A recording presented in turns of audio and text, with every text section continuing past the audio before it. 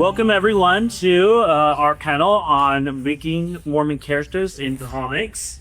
We got some great panelists for you. My name is Trevor Alvord. I'm curator of 21st century Latter-day Saint movements in Western Americana at Brigham Young University. I'm going to be moderating our panel today. I do not have the talent to contribute, and so this was the best I could do on it. But we've got two excellent panelists. We're going to talk about their Latter-day Saint, their Mormon characters for it. So first that we're going to go up is with Chris. And Chris, I have been working with him for, 13, 14 years almost.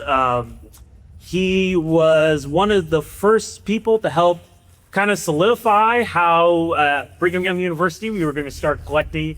I'm not a comics person. I wasn't didn't have a background in it until I met Chris and Matt and realized just what significance they were adding to Latter-day Saint culture and to popular culture, especially in Utah and in general. And so Chris was really instrumental with, it feels like with pop culture kind of taking off. Fan X, I seem to remember going to like several of your panels every single year at Fan X as a comic guru. And so he's going to talk about his characters, and then followed that would be Matt Page. Matt, I would classify as the founder or the father of Mormon pop art. I guess the originator of Latter-day Saint pop art. Everybody else is just an imitator from it. And so Matt is the big instrumental in driving pop art, popular versions of Latter-day Saints in kind of a classical, like Andy Warhol style, driving it forward and driving cultural forward with that, and helping us to reimagine ourselves as Latter-day Saints into a more lighthearted and less serious viewpoint. So now, for Latter-day Saints, creating and creativity is essential to our doctrine, as we view ourselves as children of the ultimate creator, our Heavenly Father. And so having these two participating in creating characters and creating comics, we see as being an act of divinity as well. And so that's why I wanted to share that with you. I'll turn the time over to Chris to start.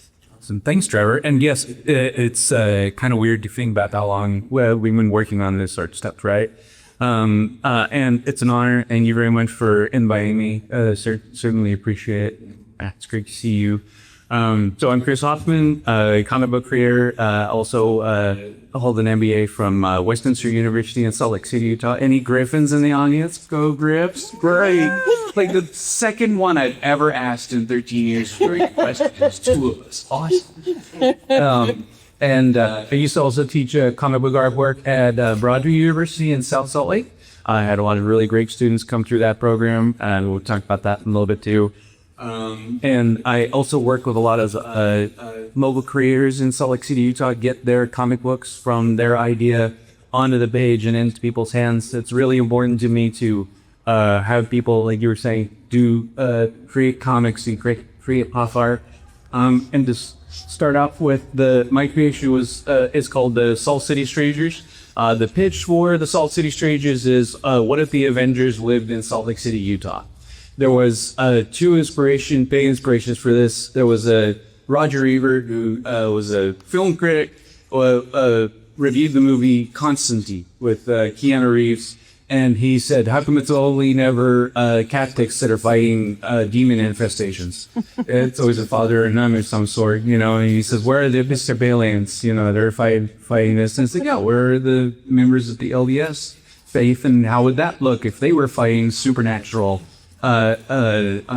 menaces, and specifically the ones that are in Salt Lake City, Utah. So Salt City comes from Salt Lake City, Utah, known as the City of Salt, and they deal with strange things. So it's all in the name, which is cool. But I have a little montage here for the characters and from the show or from the comic for the videos. A little introduction.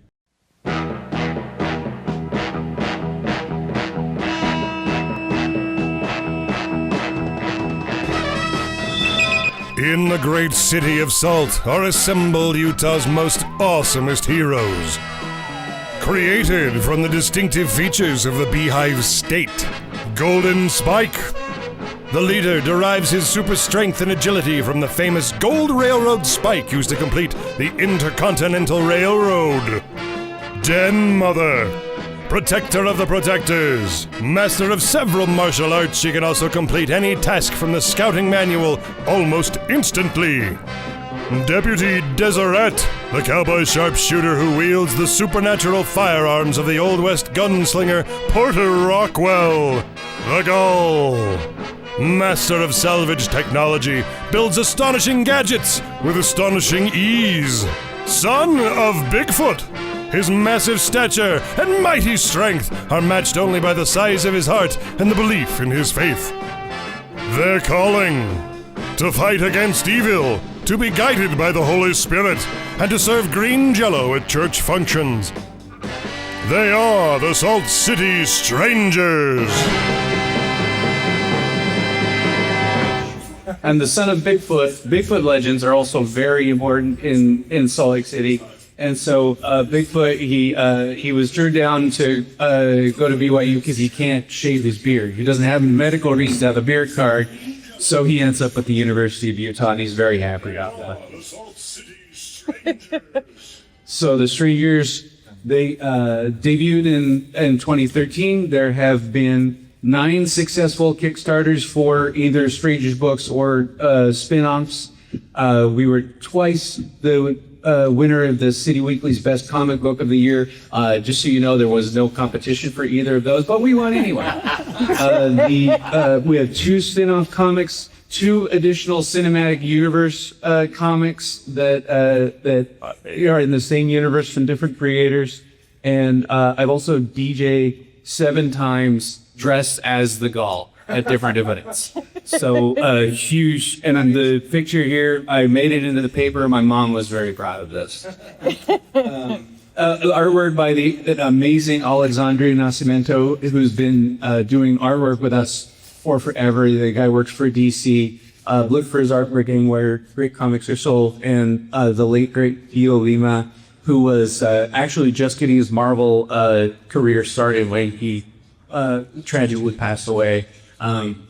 The spin-offs that we did are The Gull, and Deputy Deseret has his own book. We worked with The Gull. We worked with a bunch of my students when I was teaching comic book art. They would do an 8-page story, and then we were their first published work, and we were a reference for them to work with bigger publishers. And I want to make sure to shout out to Alex Springer, Mike Puglis, J.C. Carter, and after Lite, who did the cover here. J.C. Carter wrote a backup story in The Gull, and Travis Romney, who worked on the cover for Deputy Deseret. Everything that we worked on is like a community building event. Travis does the Mighty Utah, who he was inspired by the Strangers, so that's what if Superman was in Utah, and he's powered by eating radioactive green jello. And the Wasatch Wonders, who are a superhero team in Utah, who are capable heroes, because the Strangers are volunteers. They're the worst superheroes, but they try their best, and it's their heart and their dedication to their job that helps them be successful. And I just wanted to have a shout out to all these people. See proof of DJing as the Dolph. Hey, Sue Lee, if you get a chance to meet her at the convention here, she's doing several signings. She worked on, way back in the day, years and years ago, worked on Salt City Strangers #2. And to all of my friends who worked out, gave us opportunities to work on these comics. My family who's here today. And all the local comic book stores have been so supportive of us. Everybody's been, like I said, a part of the community that we try to build together with us. But it's certainly not the money. Thanks. Have to do this. Oh, I think I'm down. There you go. All right. That's me. I'm Matt Page from Salt Lake City. I'm currently raising my family in Farmington, Utah. On Tuesday night at Dress for Less, the lady ringing me up asked if I should get the senior discount. So since there's some confusion, I'll clarify that I'm 46 years old. I was born in 79, but I'm a child of the 80s, which will be obvious. So fair warning. Oh, not yet. All right, fair warning. I will be using the term Mormon almost exclusively today. I'm not going to take the time to explain that decision right now, but if you want to correct me or admonish me, I'd ask that we do so in the hallway after the panel, or we can address it during the questions if you really want to.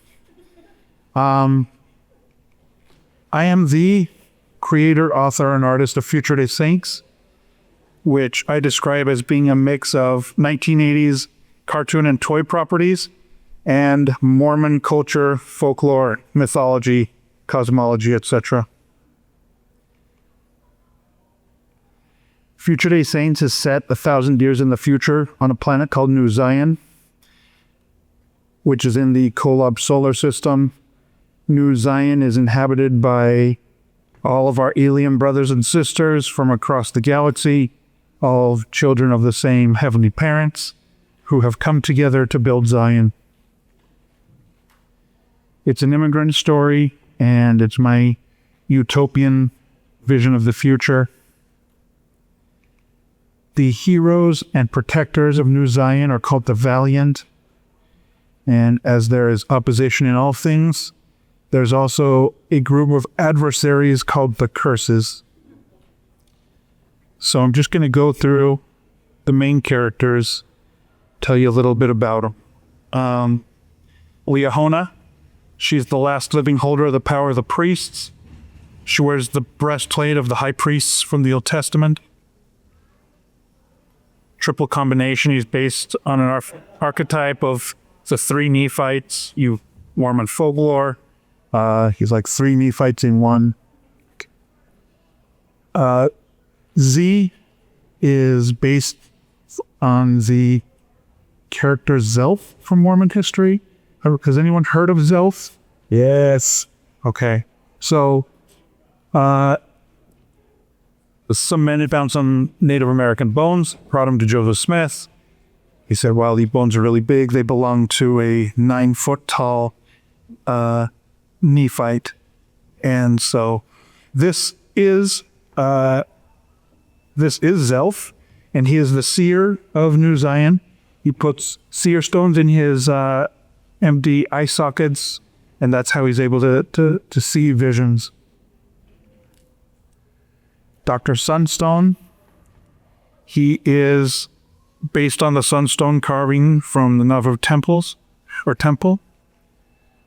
Lady Elect, New Zion's most formidable warrior. Morningstar is the head of the curses. He is Lucifer. In 2 Corinthians, it says the devil can appear as an angel of light. Natural man is an enemy to God. He is selfish, greedy, depraved, dishonest, self-serving, cruel, egotistical, etc. This is Kinderhook.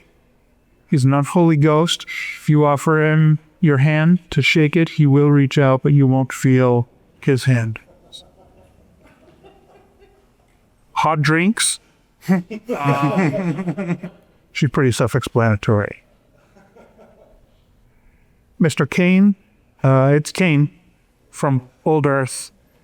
And, we know that Cain is immortal. So even though this is 1,000 years from now, he is still alive, and he left Earth along with the Earth humans to go to New Zion. Now we have one of the Valiant and one of the Curses. There's Good Bishop and Bad Bishop. They are physically identical. Hard to tell them apart, but they are very different. This is based on that concept that I've referred to as Bishop Roulette, where you never quite know what new bishop can be like. So in my stories, like in the 1980s comics, after the adventure, the team sit around and talk about the lessons they've learned. With my characters, I try to keep them upbeat and hopeful and charitable. They talk about how they can help the curses to change. There's a point in one of the stories where the curses are robbing the storehouse of food, and the people of New Zion just allow it to happen. They know it's going to happen. They could give them the food, but they won't take it, and they have to. So anyway, they try to be charitable. So although there's a lot of humor and inside jokes and cultural commentary, ultimately, Future Day Saints is my testimony of all the good and weird things in Mormonism. By setting it in the distant future, I can abandon all the baggage and problems of modern day Mormonism and focus on what it would be like if we truly lived the gospel that we'll claim. So afterwards, you can come take a look at my book if you want to see more. Great, thank you, Matt and Chris. So that is the introduction to our Mormon characters. Now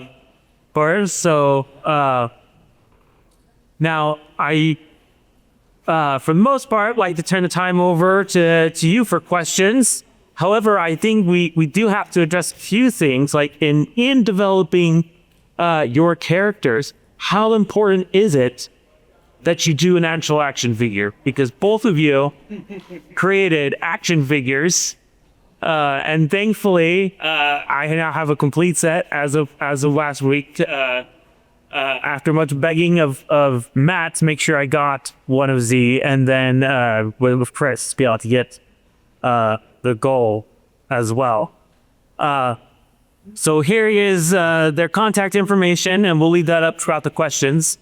So one interesting thing, I asked both Matt and Chris if this was okay to talk about, but Matt, you are an active Latter-day Saints member of the church, and so I'd love for you to talk about how that played into your character's development, based on, he definitely went into some deep folklore for it. And what was kind of the hope you were trying to accomplish with that? And then almost opposite for you, Chris, you are not a member of the church, but still making characters that are distinctly meant to be Latter-day Saints, and also enveloping that lore with Porter Rockwell and with Bigfoot.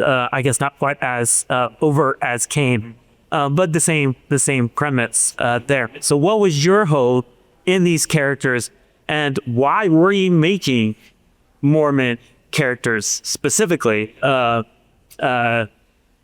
as a member, but just why would you want to go down that road? What was important? So Matt, if you don't mind kind of leading us off with that. All right, I'll do my best. So, as I say, I'm a child of the 80s, and I'm also a Utah Mormon. And so, basically, I was raised in Mormon culture and also in pop culture in equal measure. So to me, it kind of came natural to combine these two. When I released the first book, one of the feedback that I kept hearing from people is how earnest the book is, and how they were surprised. They thought maybe I was just going to be mocking the culture and mocking beliefs. Obviously, we all have a different line of what we think is mocking.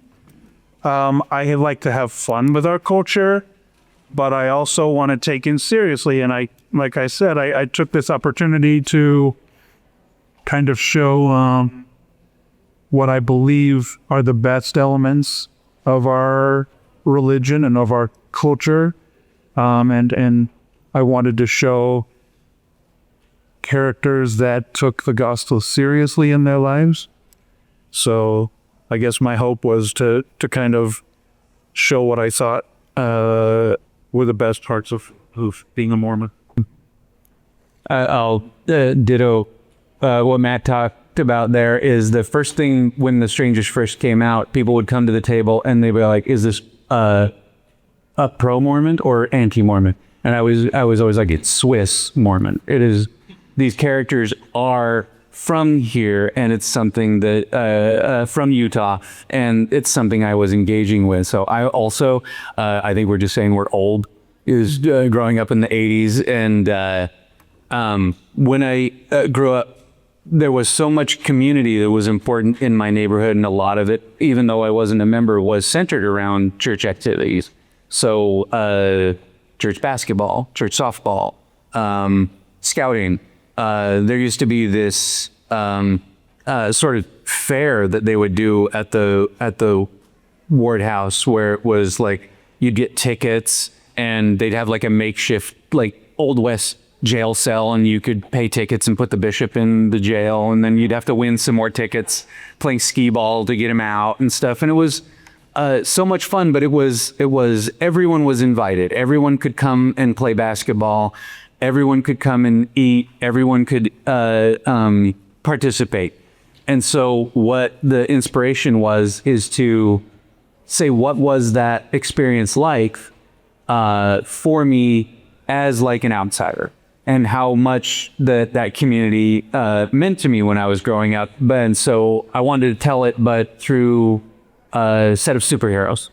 And so the goal kind of like took on my persona when we started, of like someone who was like an outsider, and learning about all the different ways that I had seen people engaging with their faith and with their traditions, and seeing it from the point of view that I saw.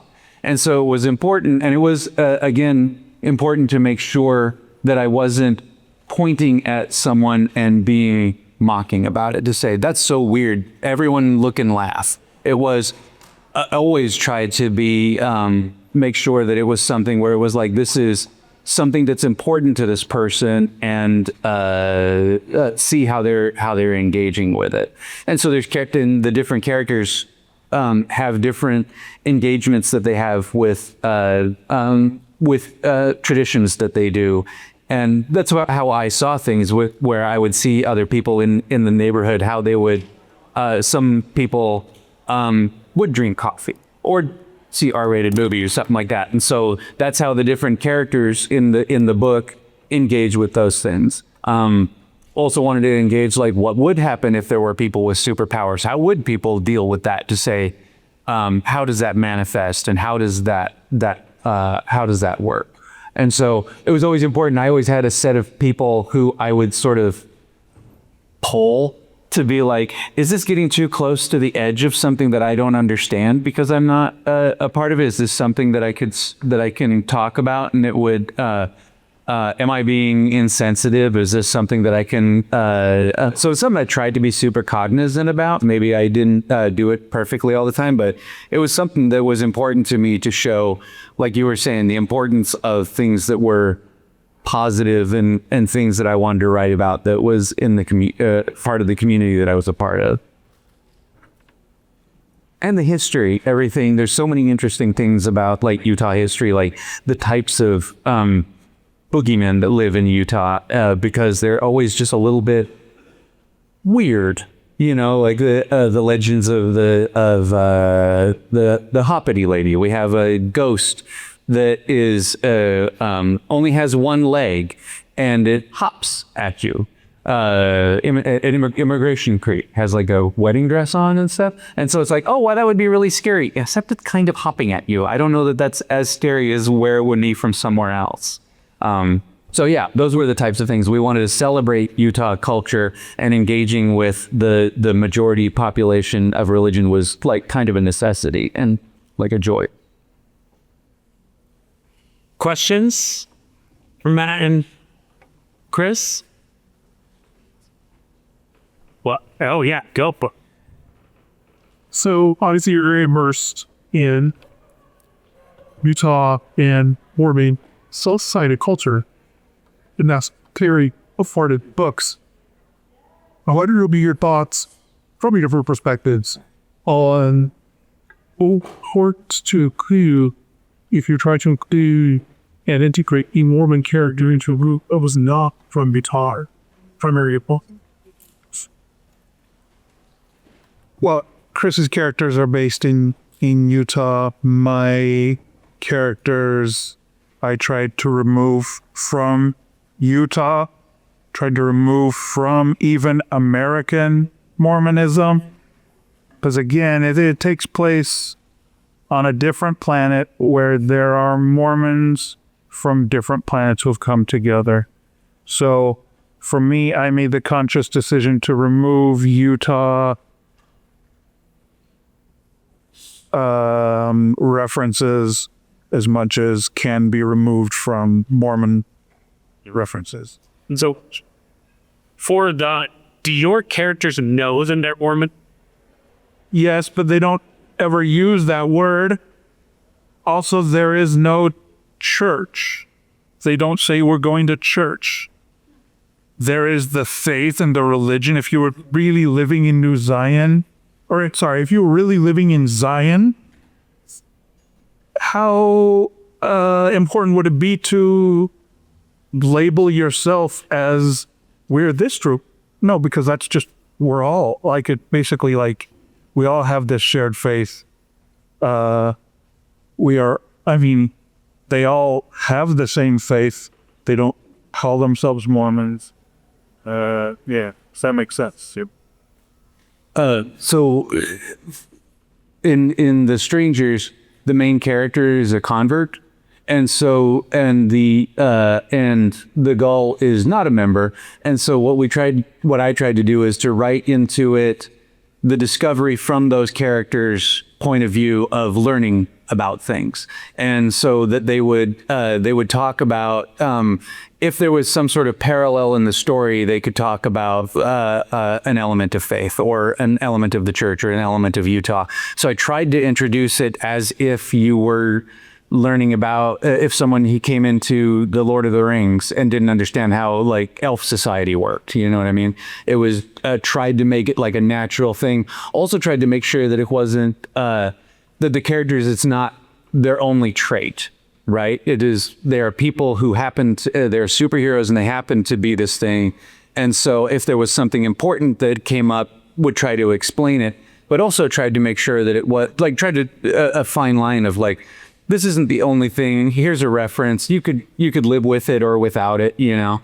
And so tried to make it important an explanation if it was part of a plot point, if that makes sense.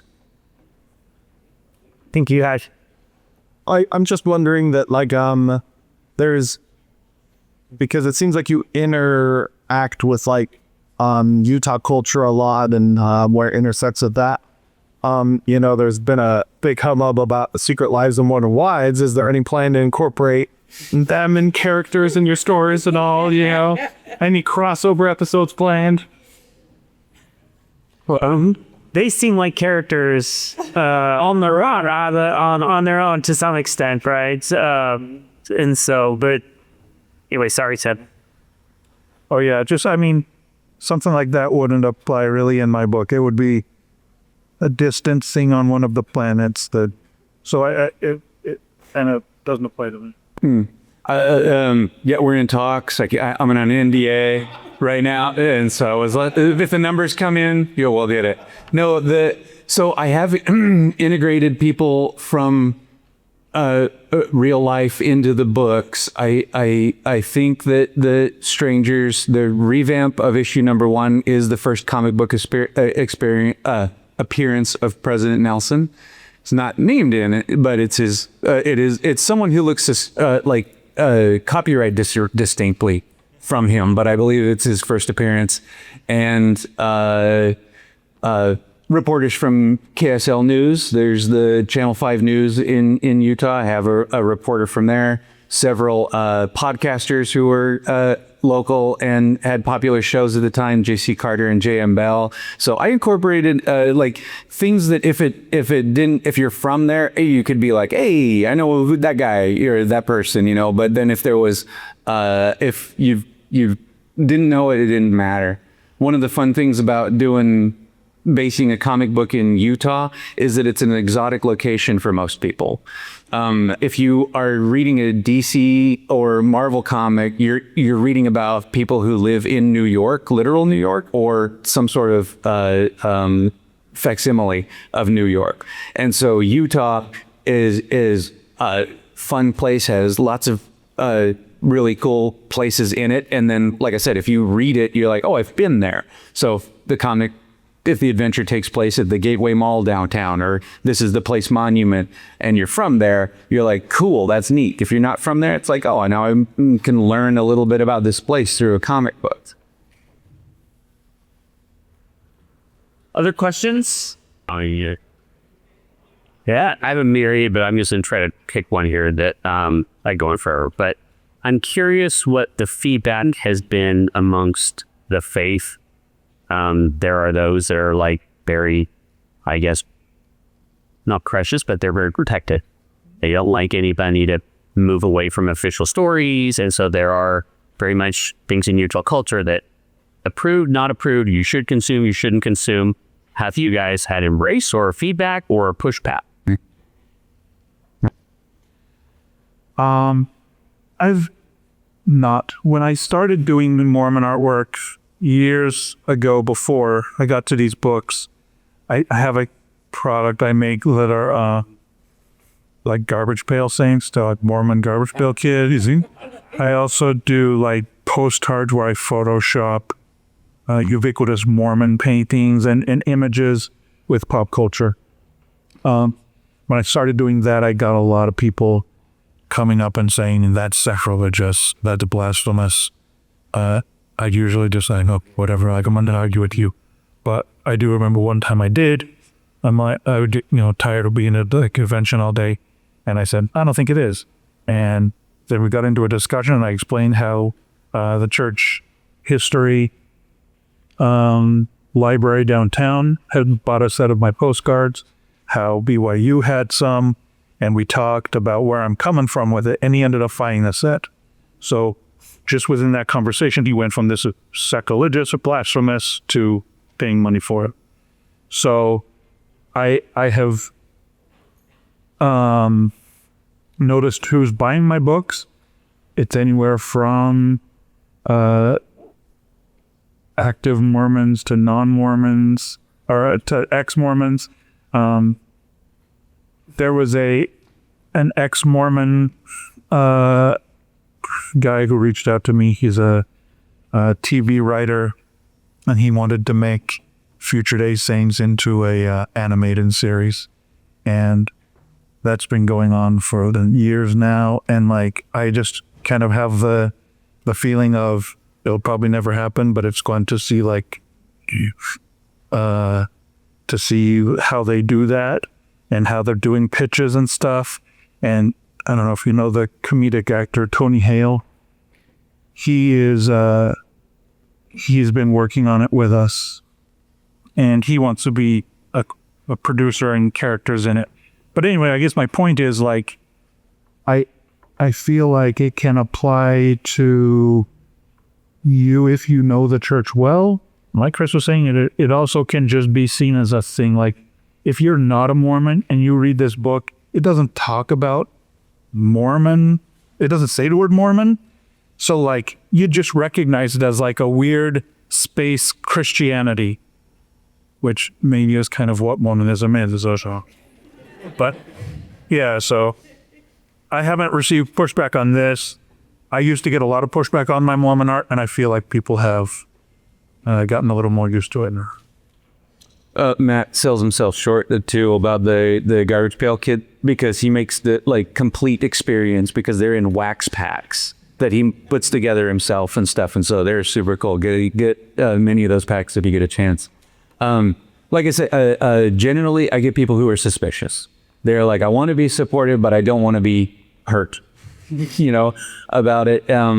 I think there's a lot of people who see like the Pat Bagley cartoons. He's an editorial,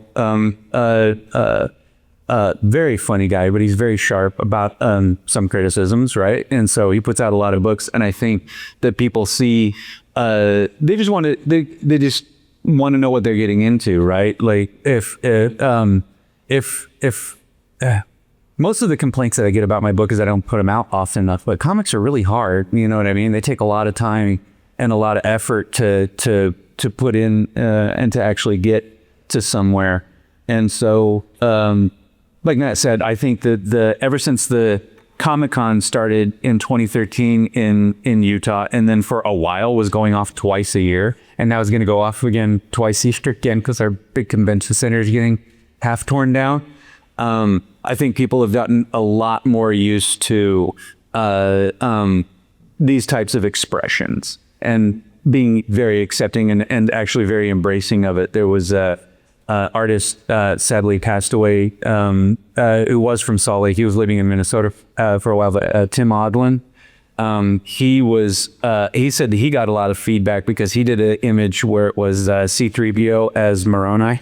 It's a great image, super cool, but he would get people at his booth who were kind of like, and say similar thing, talk it out with a lot of people. Some are just not going to be upset, but I don't think it's, or some just going to be upset. But I think the vast majority of people were happy to see that there was like a representation, right? Like representation in media is important for people who don't see their own representation, and especially in comics. Because I have to tell you, if you go back before 2013 and before like Kind of the Strangers, you could count Mormon characters and members of LDS faith. I'm still trying to make sure that I'm saying that all correctly. There were like 5.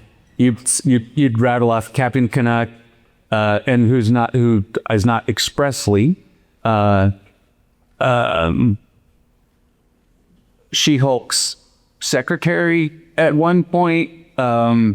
A guy a detective that Spider-Man met in an off story, like the Untold Tales of Spider-Man.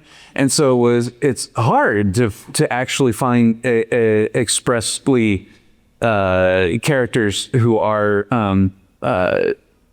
who express themselves, even if it's 1,000 years in the future in a different way. It's hard to find a comic book that was like that. And so I think as people find out that it's a representation and it's one that is fair and fun or positive, I think that they reacted actually pretty well to it, which is super cool. What makes a fair representation? Just so for anybody who wants to maybe put a thinking about doing a Mormon character or in their own work, what would that be? Like, how would you navigate that? What would be, I was curious if you have any advice on what's too far for it. Too far would be like drawing garments. I don't know, like there's certain things, or even emotionally as a character, or outside and necessarily just the doctrine from it. It could be a minefield, and it's like anything where if you're writing about, and even if you're part, especially from being outside, like I said, I've tried to be extremely careful asking people specifically if something is gonna get too far. One of the things that I cut out of the comic that I had at one point, because I worked with someone. So it's a tradition to bless food, right? Like before dinner, before a meal and such. And I had a coworker one time that he would go to the snack machine. If he grabbed his Snickers back to his desk, and you'd see him quietly bow and for his Snickers. And I wanted to incorporate something in that to be like, is this something that would be that a character who was like navigating the rules to say like, well, I interpret this that I should do this and I want to, right? And then when I was asking and getting feedback from that, I got a little bit of feedback that said, that might be seen as a little bit much. And I didn't want to push the issue on that. I was trying to show, like, I want to show someone who is, like I said, navigating what they think is important to them and what to do. And I never wanted to touch a third rail of anything that was going to put someone off. I want to show that a character feels a certain way about the way that they are, that they incorporate their faith and the way that they're navigating what they're doing. Never was it something where, like I said, that if I felt like it would get to someone, they'd be like, well, Chris is writing nonsense because he's not part of this. It feels like when in the Sherlock Holmes story, the very first one, where the Conan Doyle thinks that Mormons are Mennonites. Because it's like, he's like, oh, the dress code and their coats and stuff. And it's like, that's all wrong. There's no research in this whatsoever. But there also, nobody argued with him because, like, what did they know about it? So what makes it fair, I'm not sure. I've been navigating that, trying to navigate that. But I think what prevents it from being something that is outright wrong is some research. Right, and a genuine curiosity in trying to figure out how can I represent this to be something that I'm intending. So even if it was something that was like maybe a third rail of some sort, if I felt like it was important to the story, could justify fighting for it. Right, to say this is something that happens and this is how the characters are going to navigate it. Now check out The Strangers and send me an email, see where I got it wrong, you know what I mean? But that's basically, because it's people, right? It's people, it's not a monolith. You're not like, anytime that you take any person like that, if I was writing about someone from a different race or a different gender, those are all things that I feel like I'm trying to, and that should be informed in a way. And I think if you're putting your good faith into informing yourself about it, at least I have a clear conscience about like what I'm putting into it. You can also tell I'm like a way over explainer to you. Does that help? Is that getting close to it? I forgot who asked the question. Good. Thanks.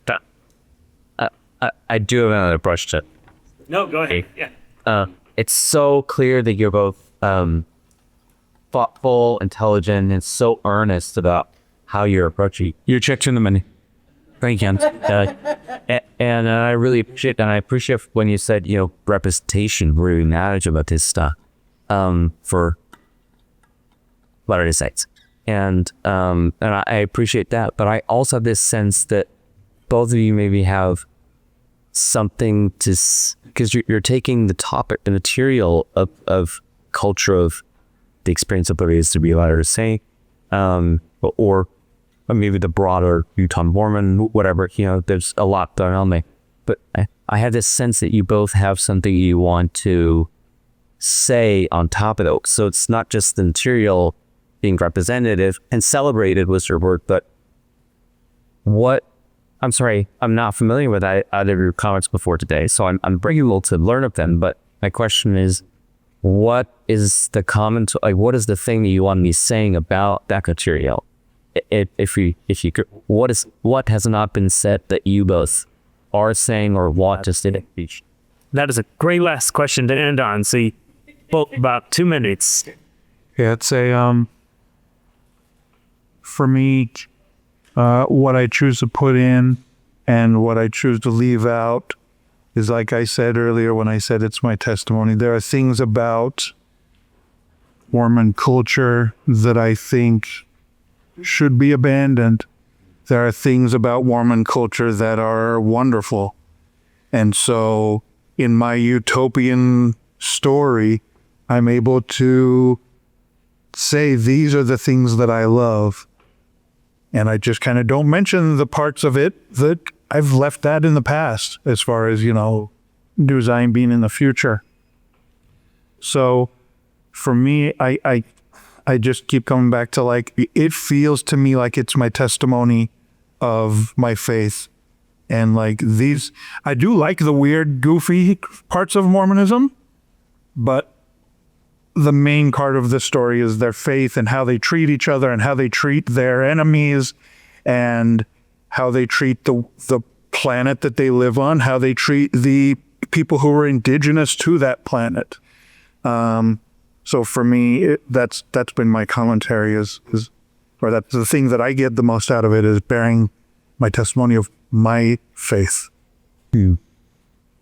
Powerful. I feel bad following that up because I was like, I didn't want to write a comic book, like so. And I thought this was, like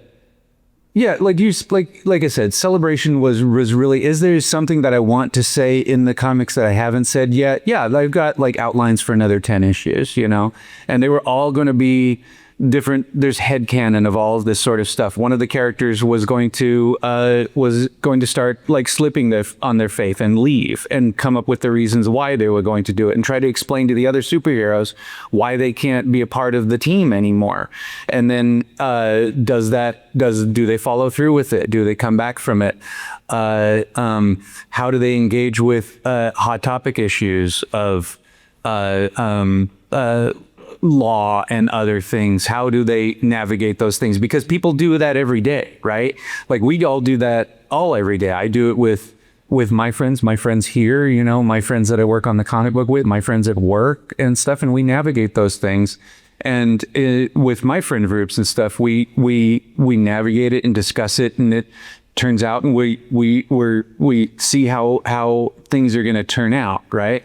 And so those are the types of things to come up with next. And the way that the stories work is to tell the story of people and how they interact with each other. And sometimes those are going to be tough conversations, and how do they turn out? And I think that's interesting because it's real. I'm a huge fan of the Incredibles movie because it's a family first, and they happen to have superpowers, but they're going through regular human family problems. And that's the same thing here, is they're going through regular human problems, and they are those are through a lens where some of the characters are LDS, and how does that turn out for them, and what creates the drama and the tension for those people. So yeah, does that help? Great answer. But thank you. Again, checks in the mail. Well, thank you everybody for coming. That's your Métis Mormon characters, and for I hope you appreciate a chance to listen to Matt, Chris.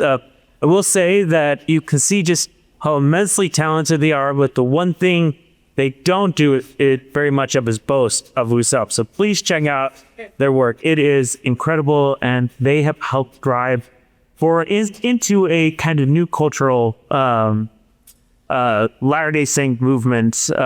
And so I'm grateful that they were able to come, and thank you all for coming for it. So, the rep and poster.